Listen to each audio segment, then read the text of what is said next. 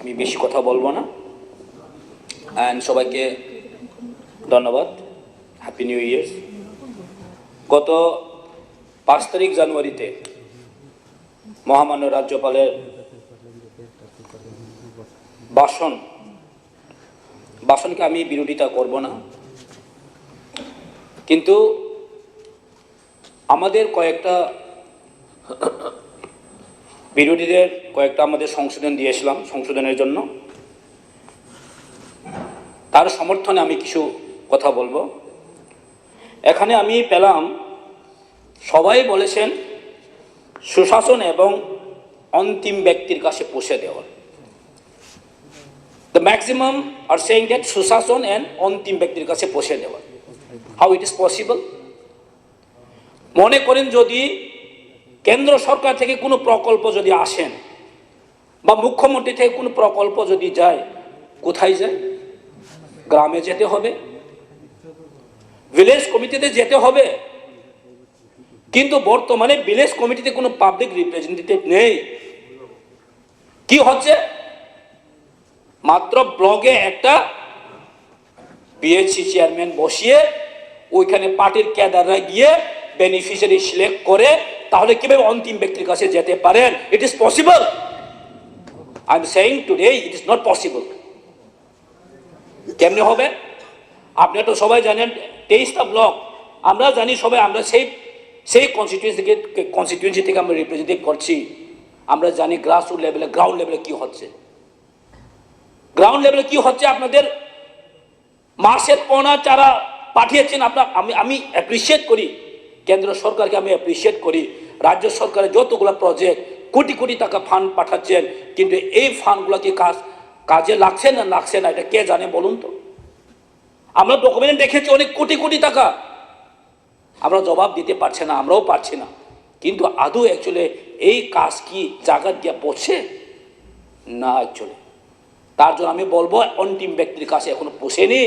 Because of 3 বছর অতিক্রান্ত হয়ে গেছে যে ভিলেজ কমিটি ইলেকশন এখনো হয়নি। পাবলিক রিপ্রেজেন্টেটিভ যদি না থাকেন, তাহলে সেই অবস্থা থেকে কীভাবে আমরা অন্তিম ব্যক্তির আমরা আশা রাখতে পারি? তার জন্য আমি বলবো, আপনার যদি ইচ্ছা থাকে তাহলে ইলেকশন তাড়াতাড়ি ভিলেজ কমিটি ইলেকশন করা, না হলে এডিসি গভর্নমেন্টের বা এডিসি ডিস্ট্রিক্ট কাউন্সিলের মনিটরিং কমিটিকে আপনারা অ্যাডপ্ট করো, মনিটরিং কমিটিকে অ্যাকসেপ্ট করো। আমি আজকে হাউজে কথা বলতে চাই। অলরেডি মনিটরিং নমিনেটেড করা আছে, নাহলে তাদেরকে আরডি ডিপার্টমেন্ট থেকে বলুন যে এটাকে অ্যাকসেপ্ট করুন, না হলে আপনারা ইলেকশন করুন। আমি একটা জাস্ট বেশি কথা বলবো না, যেটা আমরা অনেক দেখেছি, অনেক বড় বড় বিল্ডিং করার জন্য কোটি কোটি টাকা বাজেট করা হচ্ছে, অনেক ডেভেলপমেন্ট হয়েছে ত্রিপুরা রাজ্যে, তো অনেক ডেভেলপমেন্ট হয়েছে, এখন কোটি কোটি টাকা এখন বেড়ে গেছেন বাজেটের মধ্যে। আই এম প্রাউড, আমি একজন ত্রিপুরা রাজ্যের নাগরিক হিসেবে।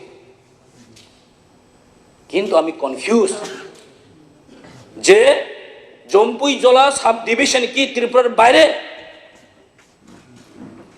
কেন বলছি আমি?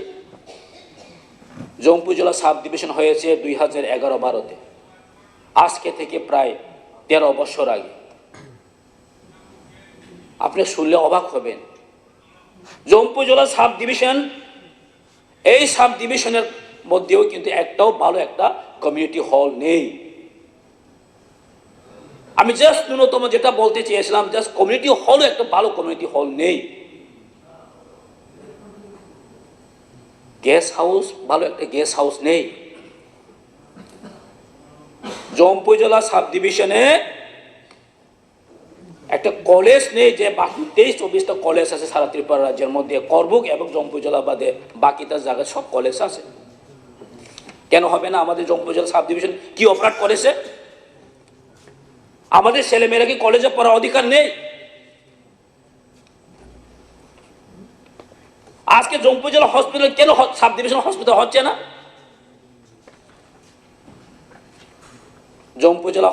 জম্পুইজলা সাব ডিভিশনের মধ্যে একটা ভালো সাব ডিভিশনাল হসপিটাল বসানো যায়, কারণ এটা শুধু জম্পুইজলা সাব ডিভিশন নয়, এটা সাউথ এবং আমাদের জম্পুজলা সাব ডিভিশনের মধ্যে দুটা কনস্টিটিউয়েন্সি আছে, গোলাঘাটি এবং টাকারজলা। পাশে আমাদের আছে কিলা বাকমা, যেটা আমাদের রামপদ সারের। এটা nearby, about 1 lakh population আছে ওইখানে। একটা ভালো হসপিটাল খুললে কি অসুবিধা আছে? কিন্তু আমরা দেখেছি প্রত্যেকবার সবাই যায়, তাহলে কি বলেন, জম্পুজাতে একটা ভালো একটা সাব ডিভিশনাল হসপিটাল হবে। কিন্তু আজ পর্যন্ত কোথায়?